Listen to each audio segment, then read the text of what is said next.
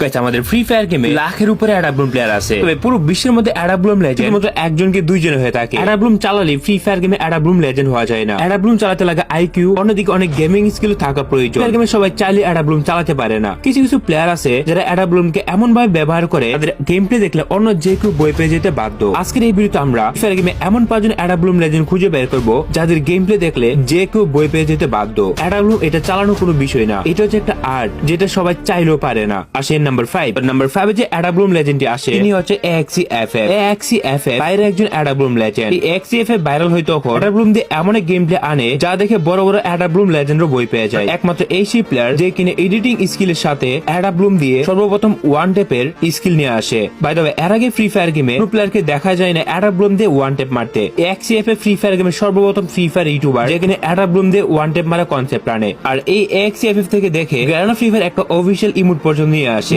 Underrated legend তিনি। আর এরকম dangerous player এর আগে দেখা গিয়েছিল কিনা আমার জানা নেই। এক কথা এই অ্যাডাব্লুম লেজেন্ডের কোনো তুলনা হয় না। সব দিক দিয়ে বলতে গেলে তার গেম প্লের সাথে সাথে এডিটিং স্কিল, একই সাথে তার ওয়ান টেপ, তার সম্পূর্ণ এই স্কিলকে একটা আর্টে রূপান্তর করেছে। সবাই যেভাবে নরমালি অ্যাডাব্লুম চালায় সে কিন্তু ওইভাবে চালায় না। তার অ্যাডাব্লুম চালানোর স্টাইলটি অনেকটা ডিফারেন্ট। অন্যান্য প্লেয়ার যেখানে অন্যান্য গান দিয়ে ওয়ান টেপ মারে, বাট তার স্টাইলটা হচ্ছে অন্যরকম। সে মারে অ্যাডাব্লুম দিয়ে। অ্যাডাব্লুম দিয়ে ওয়ান টেপ মারা একদমই ইম্পসিবল শট, কিন্তু এই প্লেয়ার সে এটাকে সহজ করে সে তার অরিজিনাল গেম প্লেতে রূপান্তর দিয়েছে। তবে তোমাদের কি মনে হয় AXCFF কি আসলে রিয়েল প্লেয়ার নাকি স্ক্রিপ্টেড প্লেয়ার? প্রকৃতপক্ষে তার গেম প্লে যে কেউ দেখবে সে হ্যাকার বলতে বাধ্য হবে। তবে আমার কাছে রিয়েল গেম প্লে মনে হয়। একমাত্র ফ্রি ফায়ার ইউটিউবার যে কিনা সর্বপ্রথম অ্যাডাব্লুম দিয়ে ওয়ান টেপ মারা কনসেপ্ট আনে। এর আগে এরকম ডেঞ্জারাস প্লেয়ার কাউকে দেখা যায়নি। অন্যান্য গান দিয়ে ওয়ান টেপ মারা স্বাভাবিক ব্যাপার, কিন্তু অ্যাডাব্লুম দিয়ে one tape is totally unpredictable. এবং AXCFF কে নিষেধ নিয়ে অ্যাডাব্লুম লেজেন্ড বলা হয়। বর্তমান সময় অ্যাডাব্লুম লেজেন্ডের মধ্যে ফ্লিকার অন্যতম একজন অ্যাডাব্লুম প্লেয়ার। স্পোর্টস দুনিয়াতে ফ্লিকার এখন একটা বইয়ের নাম। আরএসকে টিমের হয়ে ফ্লিকার গেম খেলে। তার অ্যাডাব্লুম স্কিল এতটা ভয়ঙ্কর যে এখন তাদের স্কোরের সামনে বাংলাদেশের যে কোনো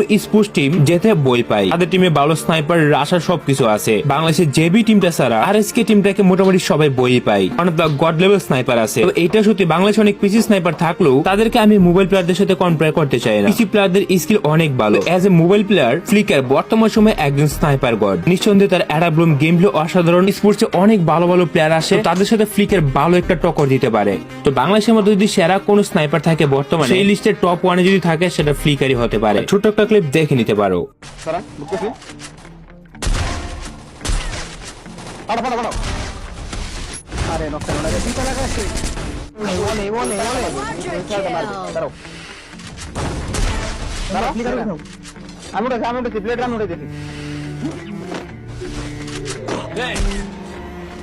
Dominating. সব একটা এমন লাগে স্নাইপার এমন লাগে